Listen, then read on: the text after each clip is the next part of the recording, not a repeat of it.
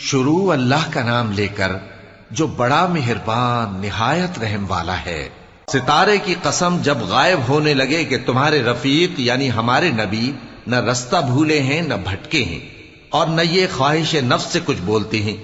یہ قرآن تو ایک وحی ہے جو ان کی طرف بھیجی جاتی ہے، ان کو نہایت قوت والے نے سکھایا یعنی جبرائیل نے جو طاقتور ہیں۔ پھر وہ پوری طرح بیٹھے جبکہ وہ آسمان کے اونچے کنارے پر تھے، پھر وہ قریب ہوئے، پھر مزید نیچے آ گئے تو وہ 2 کمان کے فاصلے پر ہو گئے یا اس سے بھی کم۔ پھر اللہ نے اپنے بندے کی طرف جو حکم بھیجا سو بھیجا۔ جو کچھ انہوں نے دیکھا ان کے دل نے اس کو جھوٹ نہ جانا۔ کیا جو کچھ وہ دیکھتے ہیں تم اس میں ان سے جھگڑتے ہو؟ اور انہوں نے اس کو یعنی جبرائیل کو ایک اور بار بھی اترتے دیکھا ہے سدرۃ المنتہا کے پاس۔ اسی کے پاس ہمیشہ رہنے کی بہشت ہے، جبکہ اس بیری پر چھا رہا تھا جو چھا رہا تھا۔ ان کی آنکھ نہ تو اور طرف مائل ہوئی اور نہ حد سے آگے بڑھی۔ انہوں نے اپنے پروردگار کی قدرت کی بہت ہی بڑی بڑی نشانیاں دیکھی۔ بھلا تم لوگوں نے لات اور عزا کو دیکھا اور تیسری مورتی یعنی منات کو؟ مشرکو، کیا تمہارے لیے تو بیٹے ہوں اور اللہ کے لیے بیٹیاں؟ یہ تو بہت ہی بے انصافی کی تقسیم ہوئی۔ وہ تو صرف نام ہی نام ہے جو تم نے اور تمہارے باپ دادا نے رکھ لیے ہیں، اللہ نے تو ان کی کوئی سند نازل نہیں کی۔ یہ لوگ محض خیال و گمان اور خواہشات نفس کے پیچھے چل رہے ہیں، حالانکہ ان کے پروردگار کی طرف سے ان کے پاس ہدایت آ چکی ہے۔ کیا جس چیز کی انسان آرزو کرتا ہے وہ اسے ضرور ملتی ہے؟ سو آخرت اور دنیا تو اللہ ہی کے ہاتھ میں ہے۔ اور آسمانوں میں بہت سے فرشتے ہیں جن کی سفارش کچھ بھی فائدہ نہیں دیتی مگر اس وقت کہ اللہ جس کے لیے چاہے اجازت بخشے اور سفارش پسند بھی کرے۔ جو لوگ آخرت پر ایمان نہیں لاتے وہ فرشتوں کو لڑکیوں کے نام سے موسوم کرتے ہیں، حالانکہ ان کو اس کی کچھ خبر نہیں۔ وہ صرف خیال و گمان پر چلتے ہیں، جبکہ خیال و گمان حق کے مقابلے میں کچھ کام نہیں آتا۔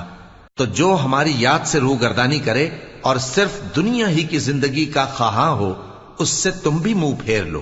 ان کے علم کی یہی انتہا ہے۔ تمہارا پروردگار اس کو بھی خوب جانتا ہے جو اس کے رستے سے بھٹک گیا، اور اس سے بھی خوب واقف ہے جو رستے پر چلا۔ اور جو کچھ آسمانوں میں ہے اور جو کچھ زمین میں ہے سب اللہ ہی کا ہے، اور اس نے خلقت کو اس لیے پیدا کیا ہے کہ جن لوگوں نے برے کام کیے ان کو ان کے اعمال کا بدلہ دے، اور جنہوں نے نیکیاں کی ان کو نیک بدلہ دے۔ جو صغیرہ گناہوں کے سوا بڑے بڑے گناہوں اور بے حیائی کی باتوں سے اجتناب کرتے ہیں، بے شک تمہارا پروردگار بڑی بخشش والا ہے۔ وہ تم کو خوب جانتا ہے۔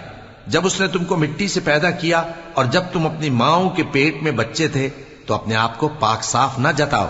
جو پرہیزگار ہے وہ اس سے خوب واقف ہے۔ بھلا تم نے اس شخص کو دیکھا جس نے منہ پھیر لیا اور تھوڑا سا دیا پھر ہاتھ روک لیا؟ کیا اس کے پاس غیب کا علم ہے کہ وہ اسے دیکھ رہا ہے؟ کیا جو باتیں موسیٰ کے صحیفوں میں ہیں ان کی اس کو خبر نہیں پہنچی؟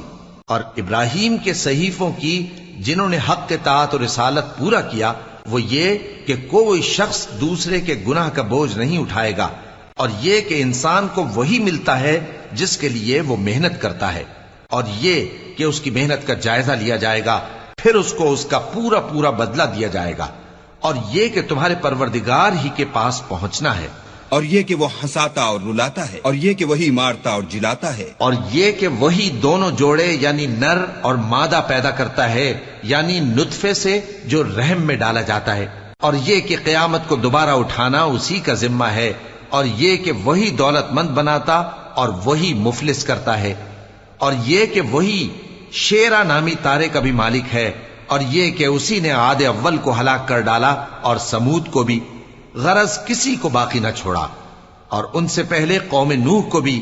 کچھ شک نہیں کہ وہ لوگ بڑے ہی ظالم اور بڑے ہی سرکش تھے، اور اسی نے الٹی ہوئی بستیوں کو دے پٹکا، پھر ان پر جو چیز چھا گئی سو چھا گئی۔ تو اے انسان، تو اپنے پروردگار کی کون کون سی نعمت پر جھگڑے گا؟ یہ پیغمبر بھی پہلے کے خبردار کرنے والوں میں سے ایک خبردار کرنے والے ہیں۔ آنے والی یعنی قیامت قریب آ پہنچی، اس دن کی تکلیفوں کو اللہ کے سوا کوئی دور نہیں کر سکے گا۔ اے کافرو، کیا تم اس کلام پر تعجب کرتے ہو اور ہنستے ہو اور روتے نہیں؟ اور تم غفلت میں پڑے ہو تو اللہ کے آگے سجدہ کرو اور اسی کی عبادت کرو۔